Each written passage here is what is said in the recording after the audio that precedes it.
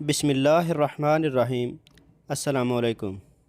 آج 12 اپریل 2020 ہے، تو آج کے حوالے سے سعودی وزارت صحت نے کرونا وائرس کے مریضوں کی رپورٹ جاری کر دی ہے۔ اس کے بارے میں آپ کو مکمل ڈیٹیل بتاتا ہوں۔ اس سے پہلے اگر آپ اس چینل پر نئے ہیں تو کائنڈلی اسے سبسکرائب کر لیں تاکہ آپ ہر آنے والی خبر سے باخبر رہ سکیں۔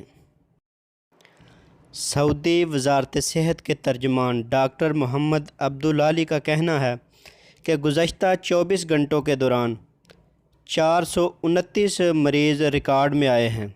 ان میں سے سب سے زیادہ تعداد ریاض میں ہے۔ ریاض میں اس وقت 198 مریض سامنے آئے ہیں۔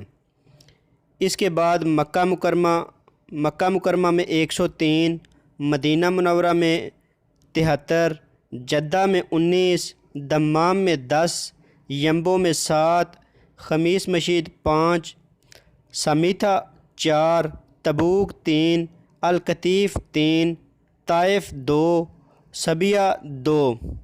تو اس کے ساتھ جو سعودی عرب میں کل مریضوں کی تعداد 4462 تک پہنچ چکی ہے، اور سعودی عرب میں ہلاک ہونے والوں کی تعداد 59 تک پہنچ چکی ہے، اور جو مریض صحت یاب ہوئے ہیں وہ 761 ہو چکے ہیں۔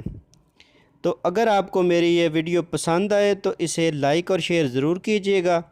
تو ملتے ہیں کسی نیکسٹ اپڈیٹ کے ساتھ، تب تک کے لیے اللہ حافظ۔